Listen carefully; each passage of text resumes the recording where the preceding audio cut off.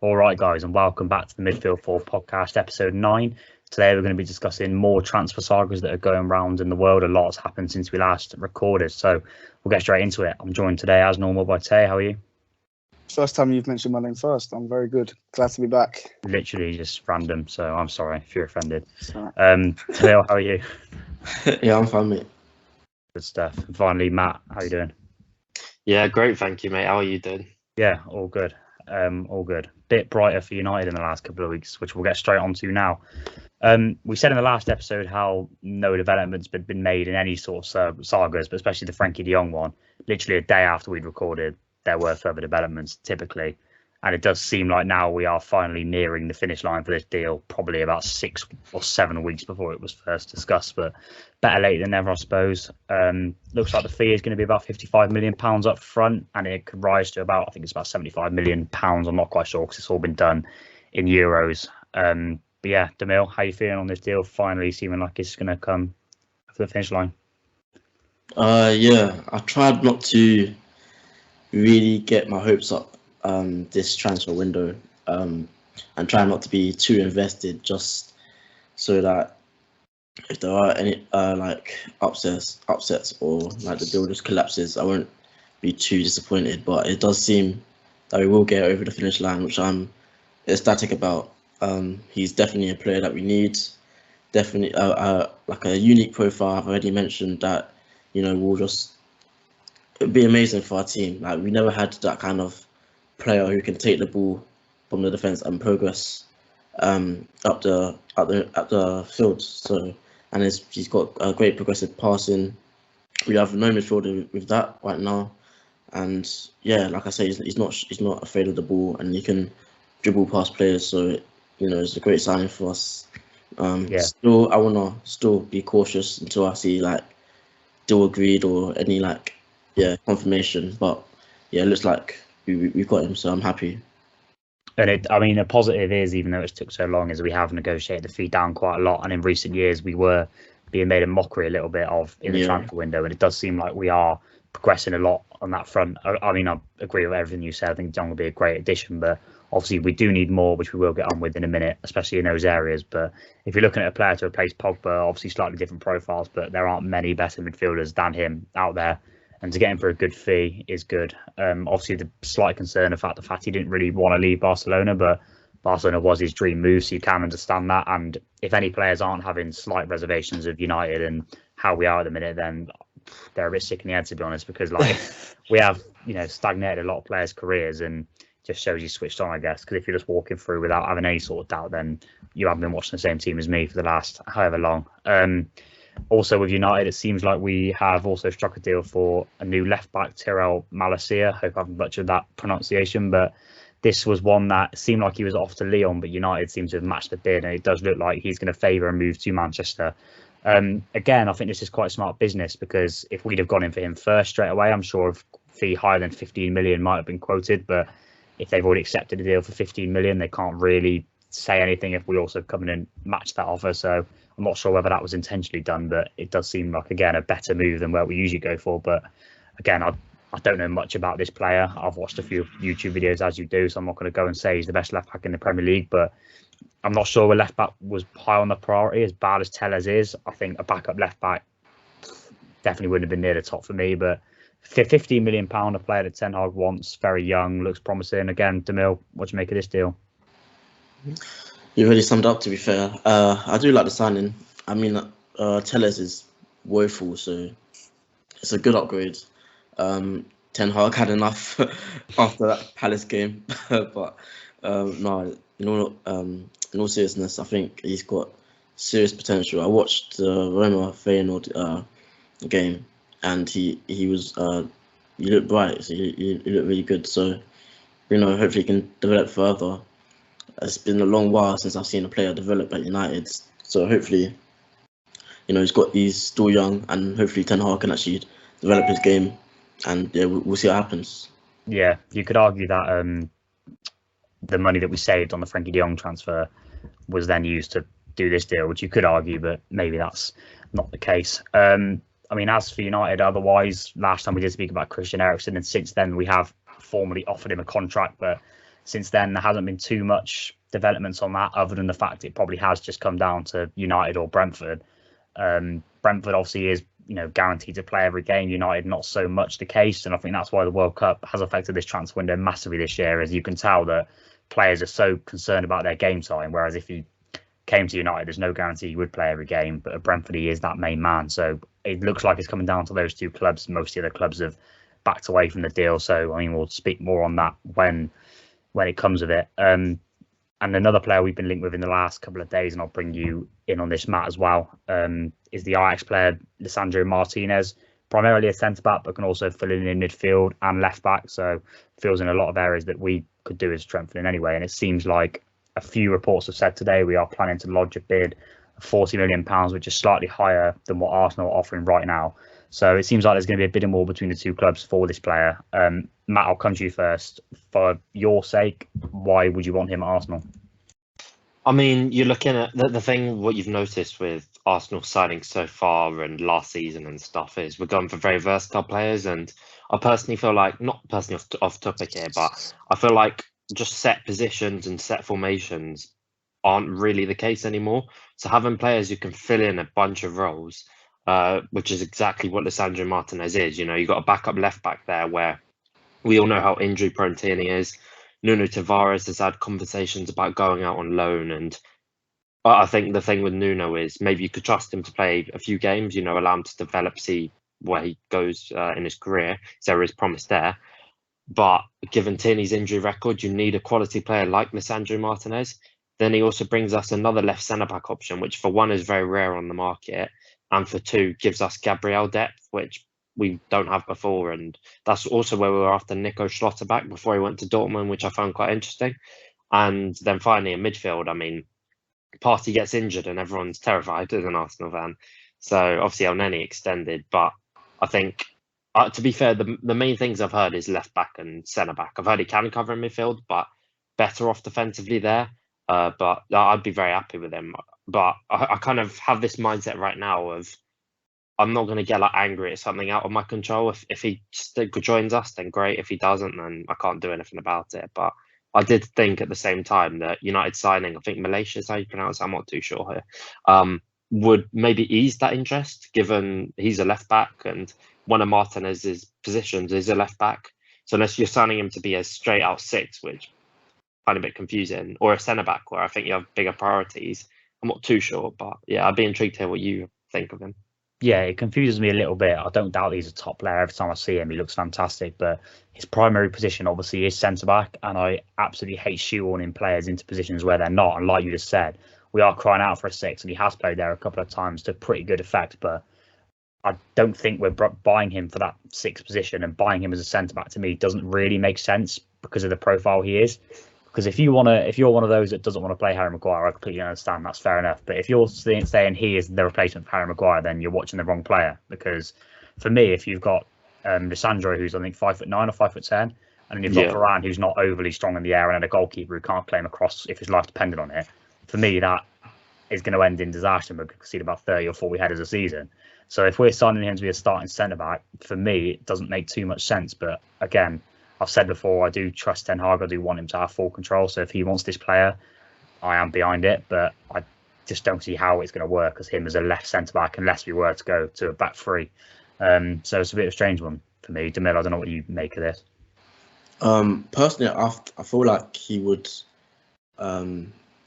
maybe become our six, because he played half of his games as a six, half of his games as a centre back effectively last season. So I don't know whether Ten Hag thinks that maybe there's not too many options out there for an out DM, and he's probably the best bet. He's actually, I haven't watched him play like that, but I've seen clips of him obviously, and clips can show the good parts and not the bad parts, but he does look comfortable on the ball, and he can he's got very good interceptions, and he definitely has a skill set. What I'm saying, to play as a six. So I'm not too worried about where he's going to play, because he's a great player, and I feel like it's not really shoehorn anyway, because he plays there. If that makes sense, he's literally played half and half.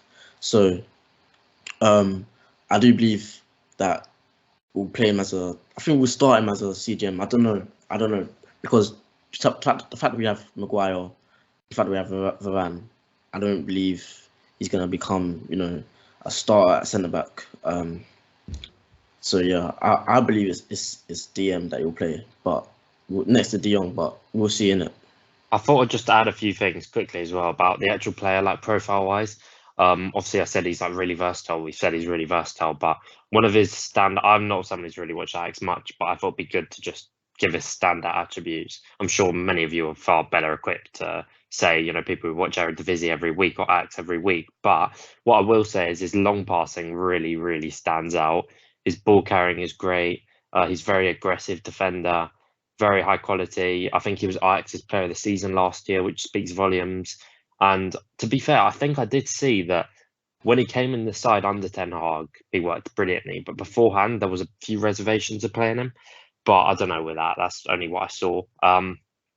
But ultimately, it cost whatever he costs. And yeah, it'd be intriguing to see where he does end up.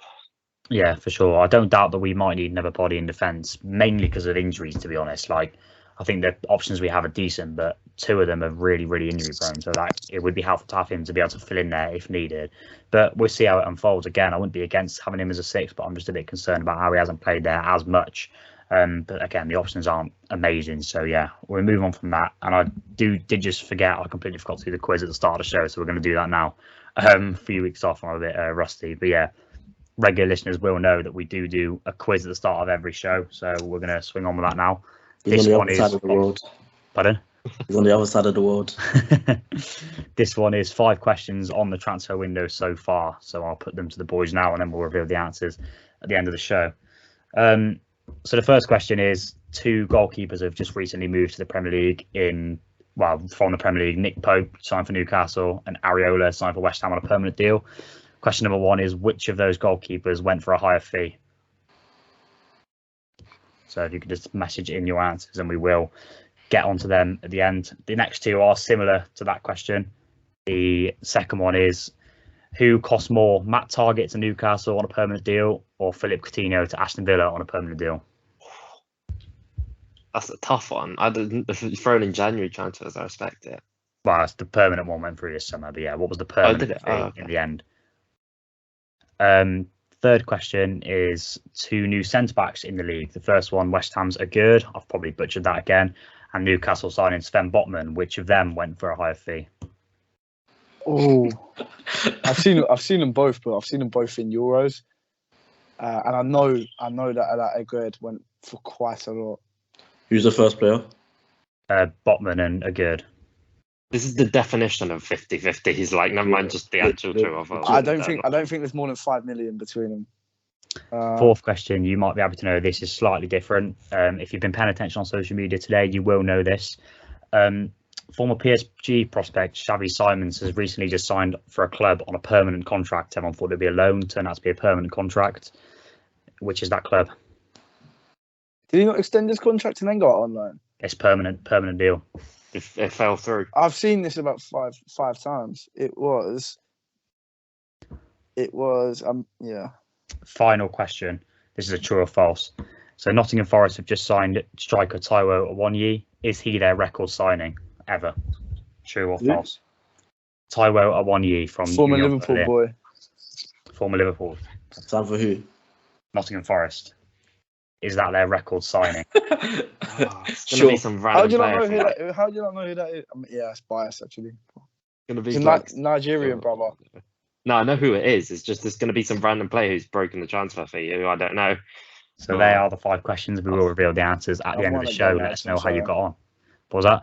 I've won again, lads. 3 weeks running, yeah. I know I got 1. I don't know about the rest. Right, we'll carry on. So the next topic, before I completely forgot, was a new signing for Arsenal, which is about to be announced. Matt, I know you're a massive fan of this. If you guys haven't checked out Matt's thread on Twitter, I will link it down below. I'd highly recommend checking that out. Very, very good stuff. And that is Gabriel Jesus to Arsenal for a fee of about £45 million, I think. I'll hand straight over to you, Matt, because I know you're delighted with the signing. Of course. Appreciate it. No, thank you. But yeah, I'm a massive fan of Gabriel Jesus. I think the versatility, the fluidity, I mean, there's so many like attributes of him, which I'm such a big fan of. And I understand the worry about, him not being the best of finishers, but he feels like that type of player who takes so many shots a game and we will create a lot of chances for him to where he'll still accumulate a lot of numbers, or good numbers, I guess. I really like how he brings players into play. His movement's fantastic. He's only 25. I think when you put it into context, the 25-year-old Man City player who has had a very consistent run-in, I guess, with the first team on and off, to go join us is, quite big at this point. Without, obviously, I don't personally think Champions League has a massive bearing, but on that type of signing, it probably would do more than anything. But I think that speaks a lot, really, that he's joining. And obviously not to be biased here either, but you mentioned earlier, Ethan, about the World Cup, and I'm sure that would play into his mind as well. With players desperate to be in that starting 11 for the likes of Brazil. Obviously, they're nailed on front three. I think it's like Raphinha, Neymar, and Vinicius Jr. Or Raphinha we'll talk about later on. But yeah, in a nutshell, I'm delighted with the deal. I think the price is very reasonable. 1 year left, but you pay what you pay for top quality players. There's few nines in this market, let alone versatile nines who could play on the wings as well. And yeah, I'm just absolutely delighted, really, with the signing. And he's genuinely, not just saying this because of how things have unfolded, but he's the one player I was like, I really would be like upset if we missed out on. Yeah, for sure. Obviously, we will talk about the recent Raphinha news in a minute, but after it seems like you've missed out on him, do you still think he's definitely going to be a 9? Oh, Jesus? Yeah, as a primary position, yeah. To be honest, I think the fans are making up that Jesus has agreed to only be a 9 or something. We don't really know, essentially. It's more just guesswork at this point, because it seems that the club want a right winger, someone who's also good on the left, a versatile player, can cover for Saka, also, be very competitive on the left. But in the same vein, I don't know, I know Charles Watt, who's very reliable for Arsenal, spoke about Osimhen. I was talking to his agents a lot of the time. There were Scamacca links earlier on, probably just Italian media doing the normal stuff of complete waffle. But there's been a lot of links to strikers, so it'll be interesting to see, really. And there's not been a single backup winger mentioned, which kind of seems like we do go all eggs in one basket. But I'm sure a club like Arsenal, or any sort of football club, to be fair, would have many contingency plans. So, yeah.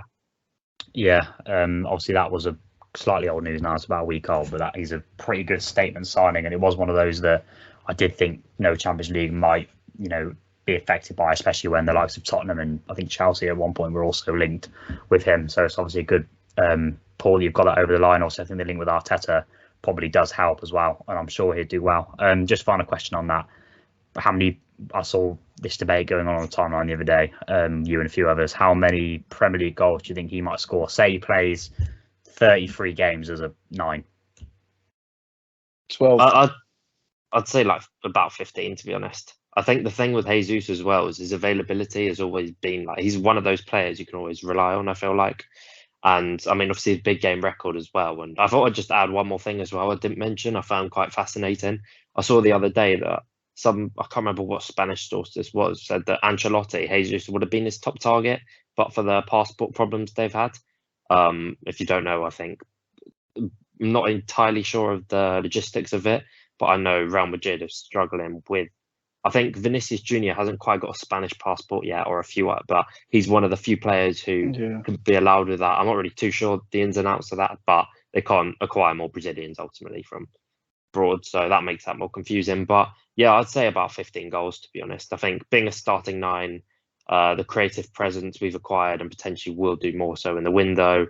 And yeah, I think he'll be really, really good. And I think being that superstar player at a team like Arsenal will only do good things as well. Yeah, I think 15 goals would be a great return, because I think people forget how hard it is to score 15 goals in the Premier League. I think there was only about 5 players that hit that this year, or 5 or 6. Josh have done it, just saying. Very good point. Maybe we should have signed him. You did say you reckon about 12. I'd probably about agree with that, to be fair, but I still think that's a half decent return. Yeah, that's nothing to be nothing to turn your nose up at. I think he is 25. You would argue he's still a young striker, given but then he's got like 300, 400 career games under his belt. I see a lot of like Matt was saying. I see a lot of people worrying about his his finishing ability, or is he going to be an out and out 9? I think that's, to be honest, I think that's a bit without sounding too harsh. I think that's really stupid. Like anyone with with a brain and that can watch his football just knows he's going to come in and be a great just a facilitator for them, whether that is off the left, off the right, through the middle. Like, if you remember, they've just given Eddie and Nketiah a lot of money as well, so it's not like Jesus, I can imagine, is going to be starting 38 games as a number 9 this season. Like, I think he's a top signing, and I think any team in the world will benefit from a player like Jesus.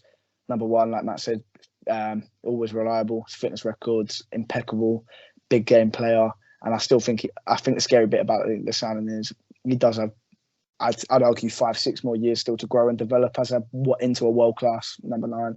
So yeah, I think anyone telling their nose up at the signing is just either deluded or just running agendas, because I think it's fantastic, to be honest. I think the mentality thing's massive as well. Like, if you're coming to Manchester City, going and buying from the champions, like you've just been working with Pep Guardiola for the last 6 years, like 5 or 6 years. Whilst we're on the subject of Jesus, are we going to talk about City at all? Because I've got a few things to say about City's window. Well, we are going to talk about their most recent acquisition later on in the pod, so I will let you unleash at that point. When you start a player from Man City, obviously they bring a lot of success with them, and mentality, etc., etc. So I think it's a good sign on all levels, to be honest. And yeah, that's about all we got on that one. We'll move on to a failed Arsenal target now, which these rumours have gone mental in the last 48 hours, I think. About this time yesterday, at the time recording, it did look like Arsenal were in pole position to sign Gabriel Jesus until Chelsea managed to strike an agreement with Leeds, and everybody thought he was then going to Chelsea. And this afternoon, it's now been reliably reported that Barcelona are now trying to hijack the deal, and now it does seem like it's very much in the balance. And in the 20-odd minutes we've been recording this, it might have changed again. I don't even know. But at the moment, it seems like it's a tug of war between Chelsea and Barcelona. But I'll come to you again, Matt. You just touched on it then, but I'd imagine it's quite disappointing. Yeah, it is what it is, really, but it is disappointing. But at the same time, I think I remember mentioning last time on the pod that I don't think Champions League will affect our business at all. But I think there are that small percentage of players where there's few on the market and there's a lot of clubs in for him, where if we're up against teams like Chelsea, who can also offer London, who can also offer a first team spot, also offer Champions League football, or obviously Barca, which is his dream club, it's always going to be very tough to facilitate a move. And in hindsight, having his agent being an ex-Barca and Chelsea player was a major red flag in itself. So yeah, but it is what it is. I mean, he's a very talented player. It'll be a great signing for whoever signs out of Chelsea or Barca. I mean, today, João Romero, I think his name is. Yeah. He dropped the bombshell that Barca haven't really given up signing him, and they're going to do all they can to sign him. And they're trying to hijack. I mean, it seems like a window of hijacks at the moment. You've got Martinez, Malacia, potentially Raphinha. So window of hijacks, really very irritating to miss out on him, because I think I've discussed this a lot with Arsenal fans, but there's not really many other players we could have in that same position for what we want. You've got maybe Moussa Diaby from Leverkusen, Pedro Neto, who everyone knows I love, but he's done his, I'm not ACL, I'm not sure what it is particularly, but he was out for a long while, so that's a big risk. And ideally, you want someone a bit more ready-made, but at the same time, we could get away with someone more project-esque, but we do have quite a few of those. So, it's the silver lining, not for Arsenal fans. The intent is there to go, wrapping up Jesus. This is a thing that I wish Liverpool were a bit more ruthless with in the market. If given that everything went smoothly with Raphinha, you'd announce Jesus and Raphinha within the same week. Like, it wasn't like a one or the other thing. Is that much not like a huge statement of intent and something to be excited about as an Arsenal fan? Yeah, definitely. I think for me, this win, obviously, we've been spending quite a bit recently, like being the highest spenders in the COVID time frame last season. But I think this season was very evident we would be spending a lot of money. And I don't see that being like a sustainable thing, in the sense of, not because we're not rich or anything, but you've got to be somewhat self-sustainable as a club. Spending 200 million every season, unless if you are like Man City, is just not going to happen. And even then, they'll tone that down, or Chelsea, will tone that down over time. So spending 200 something around that money this season, which, as you say, is massive statement, really. And yeah, it'll be interesting to see who we do have as alternatives, really. Yeah. On the Barcelona point, their financial situation just confuses me a lot, to be honest, because like they're so desperate to get rid of Frankie de Jong, yet they're going to spend more than that on Raphinha when their attacking options are already pretty good. They've got Ferran Torres, who they only just bought. They've got Ansu Fati. They've got Pierre-Emerick Aubameyang. They also want to buy Robert Lewandowski. I'm just very the Torres one is so weird, Like I've watching him for City, he was like I thought he was like a future star. I saw, and this is only judging off like social media antics and stuff, but they had that Ferran Jacques, who they'd only had for like a year, and basically he was like 23, and they couldn't afford to really keep him and sign him on a proper deal, so they ended up selling him to Club Bruges for quite a bit of money. And I saw loads of Barcelona fans saying, "Oh, we've sold the better Ferran," and this, like you say, like they're so desperate to accumulate this. For example, say 60 million flat for Frankie de Jong. The fact that they have one of the best midfielders in the world, I'd say, and they're so desperate to move him. And you'd argue that's their strongest position. Sorry, is their forwards, and they're dropping the same money on a midfielder on a attacker who I'd argue doesn't even improve them straight away. Yeah, I just think I understand Ferran Torres might not have worked out how they would imagine, but for me, like selling a player like Frankie de Jong to essentially replace Ferran Torres straight away is pretty mad. You're not give him another season, address areas you actually have to address. Maybe keep Frankie de Jong. I don't know. Why not sell Ferran then again? Because given he's disrespectful. Given he's fit, Fati is a lock in that. Yeah, sure. Yeah, you've still got players like Memphis Depay there as well. I don't. If Lewandowski comes in, I have no idea what they're going to do. Have they still got Griezmann on the books as well? I think he's loaned to Atletico for another season, and then he's back to Barcelona. Okay. But he is when he comes back, he's going to be worth nothing. Oh yeah. So they seem like they're actively getting to offload Depay. I haven't really seen them trying to. Depay tweeted earlier something about it being spooky hours this season. I saw that. I don't know if he's staying or going, but I feel like I don't know. I feel like Depay could have been a top target for a lot of teams, and he would have been easily accessible. But I don't know why they want players like I can see why any club in the world would want Lewandowski, but Lewandowski, Raphinha, Ferran Torres, they're the most weirdly ran big club in the world, aren't they? You know what? Sure. I think on the topic of Frankie de Jong, it doesn't really seem like Barca rate him as highly as so many of us do. He rates them, and that as well, because you see so many Spanish reports saying that he's got unfinished business, I guess, at Barca, and he doesn't want to move yet. I'm sure that will get done either way. I think I just saw as well that Barca have prepared a departure video in case he does go for Frankie de Jong. So they've packed his bags already. I don't even think they've tied. Is it Gavi down? Gavi. Gavi. Yeah, they haven't even tied him down to a new contract yet. Let me have a look. I thought that was at least advanced. Maybe it's not. It probably is advanced, but you'd think it would be like one or the other. One of the priorities. Sure. You know what's. And the fact you have to move, the fact a club like Barcelona have to move a player like Frankie de Jong to tie down an academy graduate is but then they're going to spend 70 million on Raphinha. You know what's the most confusing thing though? This won't happen, I'm sure. But at the time, it was looking like Barca were going to sell Frankie for whatever and then buy Bernardo for like 80 odd. Yeah. And it's like, if you're selling a midfielder for that reason, Bernardo, you're not going to go spend more on a top quality midfielder. Yeah, it did seem like that was actually genuine. Yeah, it did. But Bernardo would be a better signing than Raphinha anyway, if you ask me. I mean, anyone with a brain. It all depends on money though. Like I absolutely love Bernardo, but not to go off topic here, but just very quickly, 80 odd million on Bernardo for a club like Barca, who financially, on one hand, seem to be in a shambles, and it's not like not like he's the final piece of the jigsaw either. They are still in a rebuilding process, aren't they? So yeah, I don't know. Do they literally have to sell players so they have some money coming in, sort of thing? Like, I think so. Yeah. They couldn't even announce Kessie and Christensen at a point, could they? Have they even announced Kessie yet? I haven't even seen. I don't know. I don't think so. And there's still Azpilicueta, Marcus Alonso. They're so weird.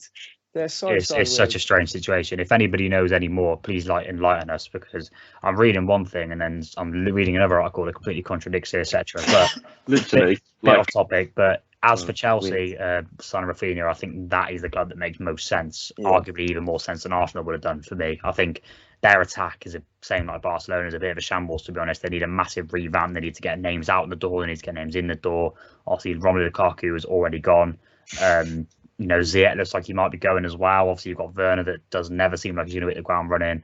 So they will need 2 forwards. Raphinha, I think, would be a brilliant start, considering they don't really have, a proper right winger. I wouldn't even say Ziyech's that, because he's not, a traditional sort of right winger style. Yeah, false whatever that is. Yeah, false forward. So I think Raphinha would be a top signing for them. Obviously, 65 million is quite a lot, but massively rated him since he's been at Leeds. I think he'd be a good addition for them.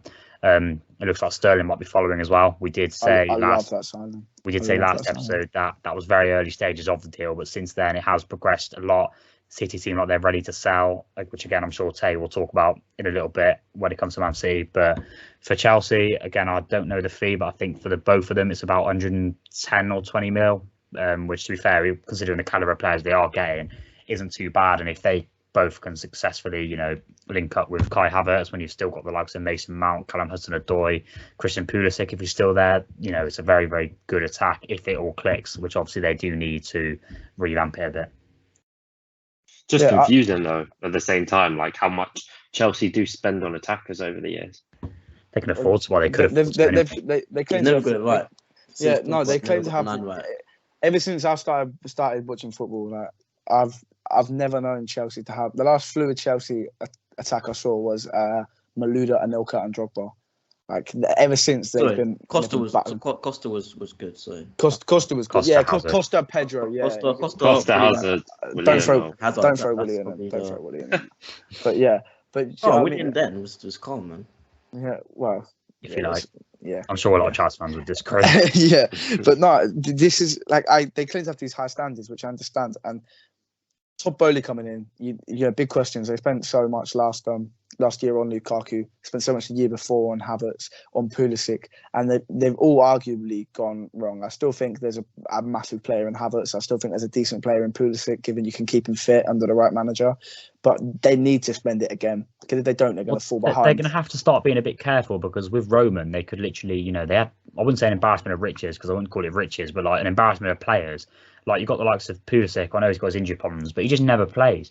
Callum Hudson-Odoi barely gets any minutes. You've got Ziyech as well. You've got Werner. You've got Havertz. You've got Lukaku. Like Mount. You've got so many options in there. But before, they could afford to keep replacing them and just keep, their dead wood on the books, essentially. How many players have they got out on loan, for example? How many players have they got in their squad? But you've got Brozier this season, who, to be honest, I don't really. I've said this for time, and I got slammed by it by my mates, but I don't think Brozier's that good, to be honest. The gas around. No, I couldn't believe it. And it was not like I was calling him bad. It's not like I was calling him bad, but like he's not great right now. Anyway, right now. But yeah. Anyway, the players. I think Sterling is the big one for them. I think Sterling for the price is great. I just want to say. Just to say one more thing as well, I feel like what is slightly confusing about Chelsea, though, is not saying they don't need attackers, because they do, but obviously they've got their centre-back situation to this stage. They seem quite heavy on De Ligt. I have to see with that, but the fact they're not signing a midfielder or on focusing on that seems a bit crazy to me. I know Rice's price potentially crazy. I hate the Rice thing. I hate the Rice thing, man. The amount of Chelsea fans that have tunnel vision with Rice. Just because I believe just because he was an academy player, and I don't think, given like the dynamic they have at the minute, I don't think he suits that very well. And I could be massively wrong, but the money that they could put there, I don't think the midfield's a massive issue. I think given that they keep the same system, what for midfielders have you got? So you still got Kante, who I'd say has declined massively, bit of an issue. Kovacic, I think fantastic. Yeah.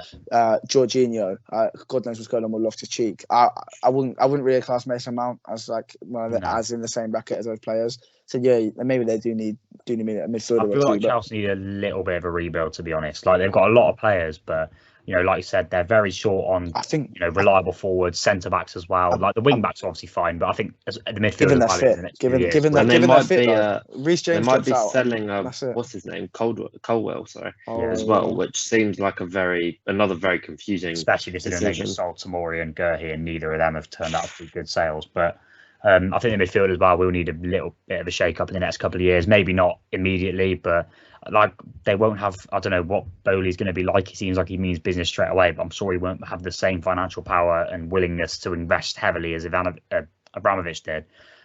So they have got quite a big job on their hands. He had to spend first summer though, didn't he? First summer of the job, he had to come in and spend loads. They've got glaring holes as well. I mean, the whole contract thing, the fact they couldn't offer contracts, has mean that they've lost a couple of players on freeze.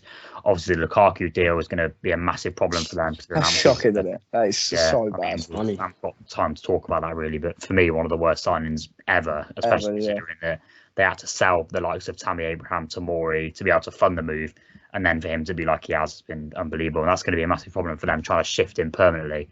But yeah, Chelsea, Sterling, Raphinha would be top signings. Koundé looks likely. They're in for De Ligt. It's certainly exciting times. So it'll be interesting to see how they shape up for the first game of the season. We'll move on now to Manchester City, who Tay said he wants to talk about in a bit more detail. Obviously, they've already got Erling Haaland through the door, which we've talked about before. They've now brought Calvin Phillips in, which, he's a fantastic player. He'd have been one of the first names that I would have had on my list for United in that position. Obviously, that's a very hard deal to do considering the rivalry of Leeds. I think people don't quite realise the extent of that rivalry, especially from their side, considering we are literally their cup final every season. But from their side, they were never going to let a Yorkshireman like Calvin Phillips join United. But it's a good coup for City. I think it shows the ridiculous depth of their midfield that he's going to be essentially second fiddle to Rodri, because Rodri is phenomenal and he's not getting displaced. Obviously, Phillips can play a bit further forward as well if needed, but he's not going to be a first choice. And I don't think their midfield is a problem, but I don't know what you're going to say, Tay, but if you're going to say something about the attack and the fact that the net negative of this window might be a bit questionable, that's my view on the whole thing anyway. Yeah, that's what I totally agree with. You can only commend City for their window, because I still think it has been a good one. You can't bring in a player like Haaland, Alvarez, Calvin Phillips, and potentially Cucurella. I think there'll be 4 fantastic signings. But all I do is moan about how good City's depth is. So I don't know why I'm sticking it on them for losing 2 really important players. But I don't think the dynamic. Basically, I feel like City's whole season now. I think there's goals in the team. I think they'll score every game. Do you know what I mean? But I think they're relying on the dynamic of Foden working with Haaland, and I'm sure it might. But I think Sterling offers you something completely different in that attack, and I don't think maybe Pep necessarily realises, or some City fans, how detrimental he is to that attack. Same with Jesus, big game player. I don't know how many big game players they've got still left, and it's a vague term because all games are different, but. Let's look at their attack now. So they've got Foden, arguably Bernardo, if you can play there, Haaland, Alvarez, Mahrez, and I don't know, James McAtee. I've seen some things about him. I don't think that's better than what they had last year. And obviously they've addressed losing Fernandinho, which you can only commend again. How many teams lose a leader like him and go and replace him with, I think, one of the best English midfielders about. But yeah. They haven't really. I don't know what's going on with Cucurella. I think left back was the problem going into the window. Haven't done anything about that. And some of the sales as well. This is what really bugs me. They make good money for him, and City are quite clever with buyback clauses and stuff But they're letting that Lavia go today to Southampton, who I've seen nothing but good things about. Permanent with a buyback again. Same with is it Gavin Banzanu? Bazunu, yeah, top keeper again. Let him go on, and I'd argue, from what I've read about him and seen last year in League One, he's much better than Zach Steffen. I'd even say, I understand what Henderson's there, but I'd say he's better than Henderson. But anyway, to be fair, they have brought in, I think his name's Ortega from from Germany. Could you? I can't remember what team. Could you not say that is? Sorry, could you not say that's quite Midfield. smart business though, in a sense, because United for one are so bad at shifting players. And, I know City have, shifted a lot of young players, across the years.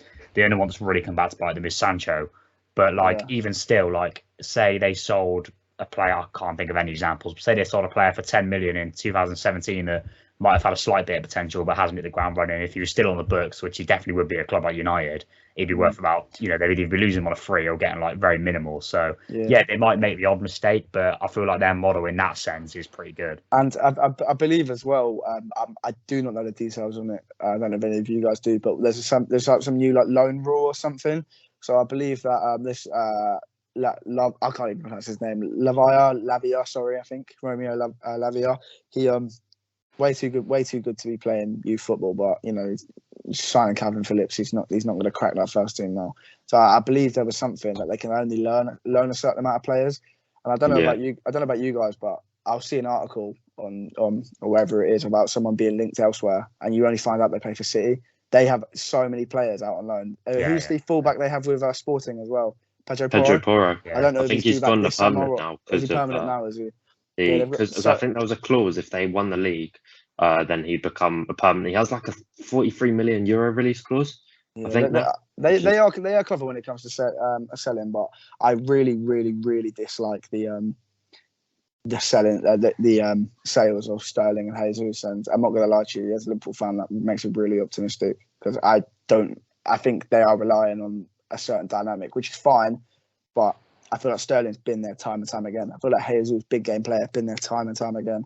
And maybe I'm wrong, but I hate the sales, especially Sterling. I agree, but completely.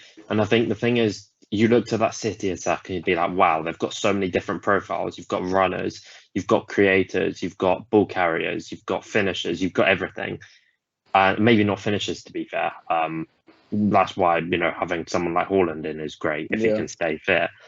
But not even like a negative. I just think, as you say, the reliance they've put on Alvarez and Haaland. I've heard Alvarez is very good on the right, but I think getting rid of their two runners and their two very unique profiles. Sure, lose Jesus, it is what it is. But I think losing both is really bad. I don't know if they will. I think it all depends on how. I think Alvarez is going to have to try and adapt. Again, not a genius on him one bit whatsoever. He does look really promising, but given the players that are gone, I'd say he has to adapt. He's going to have to learn to play either on the left, mainly on the left, but or on the right either, because I can't see him starting too many games straight through the middle.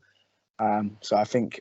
Yeah, I think it's very risky, but again, I'm sure Pep knows what he's doing. Like his knee for Jesus, essentially. Yeah. So I understand selling Jesus, that's fine. But Sterling's the one that just baffles me. I just think Grealish, as the top as he is, had a poor. I forgot about Grealish. There's no guarantee he's going to hit the ground running straight away. I'm not saying he won't, but it's not a guarantee because he was pretty terrible last season, to be honest. Foden's one you can heavily rely on. I think he's proven now that he can do it season on season. Haaland obviously is fantastic, but one injury to him and I think they're in big trouble, seriously. Yeah, I massively agree. Sterling is such a key player for them. He scored 12 15 Premier League goals every single year he's been there, and they're happily letting that go. I'm just so baffled by it. I appreciate he might not be the exact same player he was 4 years ago, but he's still their biggest best game player. He's one you can rely on. Yeah, and time and time again. And I feel like I've never been Sterling's biggest fan for obvious reasons, but I feel like some of the stick he gets or appreciation he gets is either unjustified or not warranted. I feel like he's one of City's best ever players, to be honest. Probably top 2, top 3. And I think just to sell him to Chelsea like that, I mean. I don't think there's enough respect in that at all. But when profiles in general, I just want to quickly say, I've already mentioned profiles, but I think they don't have a single out and out not ball to feet type player now. Mahrez is very much like that. Grealish is very much like that. They don't have someone who could go in behind. I feel like they've just made their life a bit harder. I hate the Grealish signing. I think Grealish is a top player, but I hate the signing at City. He scored a few goals last season, and I think he's excellent. Don't get me wrong. Any club is better off with him, but I just don't get it.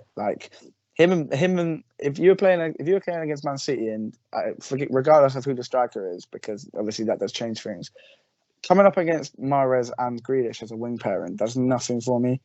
And again, I could be wrong there because both are sensational players, but again, if you're taking out Sterling's game and putting that purpose on Jack Grealish, when they're polar opposites. I think there's either a bit of a system change, or they are putting way too much pressure on the new signings to do something. But yeah, they're heavily reliant on Mahrez now as well, who's a player that heavily splits opinion, and he is, very likely to potentially go off the boil quite a bit for a couple of games, which he often does, and they don't really have, a like-for-like replacement now. Until they play Bournemouth at home.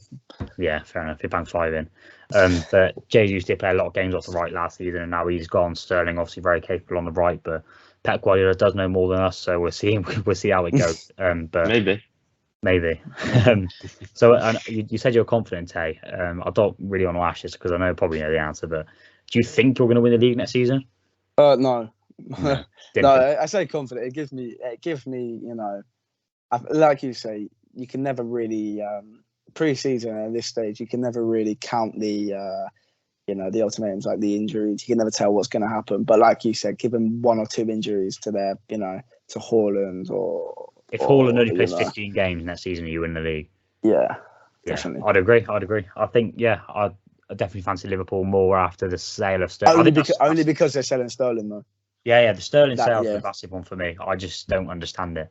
I'm yet to see a reason to convince me otherwise. But yeah, I think Chelsea fans are so lucky there. Like I like nothing about Chelsea, but like I can't not commend how good of a signing that is and how he's just so available. Like why, I don't know. I really like that would be the signing of the summer for me. Like, to be honest, Sterling to Chelsea, easy. Yeah, just one final topic which I did want to touch on. That's just come to my attention over the last few games, mainly because I work with a big Wolves fan. He always talks to me about it. I think Wolves are in quite a bit of stick next season. Yeah, massively. They're doing nothing. Yeah. They're doing nothing. They already have like the thinnest squad in the Premier League, and maybe there's a few things up their sleeve, and I think they will sign a few players. But what the project that Bruno Laga's walked into is absolutely shocking. Like, I mean, we spoke about this a lot together. And the whole thing when he first came in was he wanted to change the formation to potentially a 4-4-2 or definitely a 4 at the back. Yeah. He didn't get the signings that he, wanted to do that. He had to use essentially Nuno's squad, and he did a great job. I mean, I know they came 10th, but they were the 8th best team in the league last season. They just fell off, the last games. But this season, I mean, we're 6 weeks into the window. Matinho still might be going. Neves still might be going. Things are massively up in the air. You've got Jimenez, who had a pretty poor season last season. You've got Traore. Don't know what they can do with them. Everything just seems quite. I remember recording an episode with you guys literally this time last year. I think maybe Joe was here, and we were just talking about the importance of them going out and getting 1 or 2 centre backs, and still nothing. And they've lost Roman Saiz as well. Yeah, and I think they're one of the teams that needs signings the most. Yeah. You know what, as well? They're a really, really bad selling club. Not related either, but they've missed out on. They decided to part ways with Raphinha, who's I'm pretty sure off the PSG or was of however long. So I'm sure that's done. Also, like after we talk on Wolves, I thought PSG with Luis Campos and Galtier would be a really interesting one just to end on. Yeah, I think Raphinha is one that got away. So, I mean, he didn't do much of Wolves, but I think we could all see that there was a bit of prospect there. That they declined to sign him for 10 million is an absolute mare. Now the uproar was rightly justified from the Wolves fans. Like, I couldn't believe it. But I mean, they've let João Palhinha go to Fulham, which is a mad one to me. That's one of the signings. Like profile-wise, if anything, surely that's one of the better signings this window for how many teams in League 6. Do Fulham still have Anguissa as well? No, he's gone. I think he's gone permanent, Yeah, he went. But that would have been a naughty midfield, to be fair. They are linked with Nunes from Sporting as well, which would be a hell of a signing. But I think he himself is very reluctant to come, probably just because of the lack of ambition. And people forget that Wolves are one of the richest clubs in the Premier League, and their owners came in and said they wouldn't. I think they something along the lines of. So they took over in, I think, 2016, and they said within 10 years we want to be like competing with the top teams in the Premier League. And for their supporters, it must be so frustrating because they're not showing any sort of that ambition, and they haven't really since like their first or second season in the league. And another thing, if you believe in XG, they were very much overperforming last season, largely because of how good Jose Sarr was in net, saving them so many points.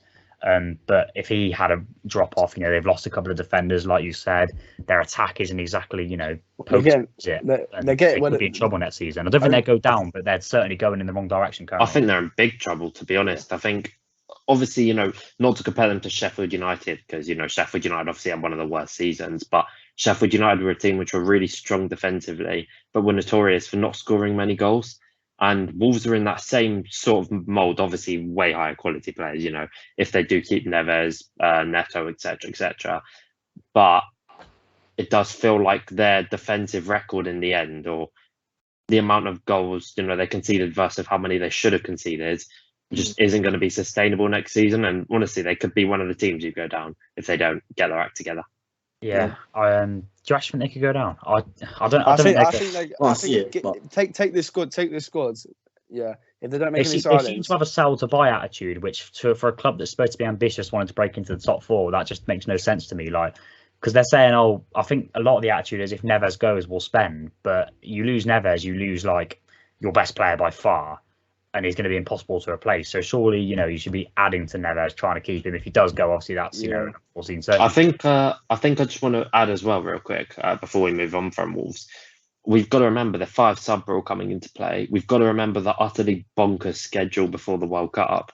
So you're looking at the thinnest squad in the Premier League, who struggled second half of the season. Sure, they finished 10th, and sure, they had a great season overall when you put it into context. But obviously, we said it's not sustainable. But you factor in 5 subs, you factor in the stupid schedule, you factor in they have the thinnest squad in the league and they're not addressing, and you have a real recipe for disaster. Yeah, 100%. I think if you ask me for my underachiever now, it would certainly be them. That is about all we've got time for. We're going to reveal the answers for the quiz now. So Tay, I don't know if you're able to send yours in, or have you got them written down or such? I've got them written down. What I'll do is, to save us cutting, I'll be totally honest with you, and I'll show you at the end. Okay, all right. So question 1: who cost more, Pope or Areola? The answer was Nick Pope. I think 10 million versus 8 million. 8 million is pretty good for Areola, I thought, considering. I never saw a fee for Areola, to be honest. I just guessed because I saw Pope was like, 13, 10, yeah. Yeah, 2 top signings there for both clubs. Very good goalkeepers. Target or Coutinho? Target was 15 million, Coutinho 17 million. That's Coutinho for that one. You've got Agard, Botman. Yeah. Agard was 29 million, Botman 37 million. So that's Botman. Oh. Xavi Simons, obviously, shock move. PSV on a permanent deal. Mental one, that crazy. Couldn't believe it when I saw that this morning, to be honest. And the true or false one, Nottingham Forest, the answer is true. 17 million transfer. So Matt, I believe, got 4 out of 5. Demille got 3 out of 5. Tay, how did you get on? Sure. That's poor from me. Very poor. 3 out of 5. 3 out of 5. Very sorry. Yeah, you know what, as well, with that Target or Coutinho question, I was expecting the other one just because of Coutinho. I just didn't think it'd be obvious. Matt Target went for way more than he's worth. Matt Target is not that good. Yeah, fair point. Then, to be fair, last season he did a decent shift for him last season, but if they're really Dan Burn. Yeah, he's a baller, Dan Burn. Respect. Well, he looks like that new bloke on Love Island, doesn't he? Very good point. Yeah, I thought that was just a fitting quiz, in relation to the episode we're recording. So yeah, that is all we've got time for today. Hope you guys enjoyed again this start of podcast about the off season. It is difficult, obviously, with the lack of football, but once season does get underway, there'll be so much to talk about that you'll be sick of hearing from us by the end. But yeah, thanks very much for watching, listening. As always, thank you all for coming on again. Appreciate you. As always, you can check us out on Twitter at TM4Pod. You can also find all our other links there to our Spotify, YouTube, TikTok, Instagram, etc. to find shorter clips on there if that's more your thing. So yeah, check us out on there. Thanks again for listening. Have a great rest of your week, and I'll see you in the next one.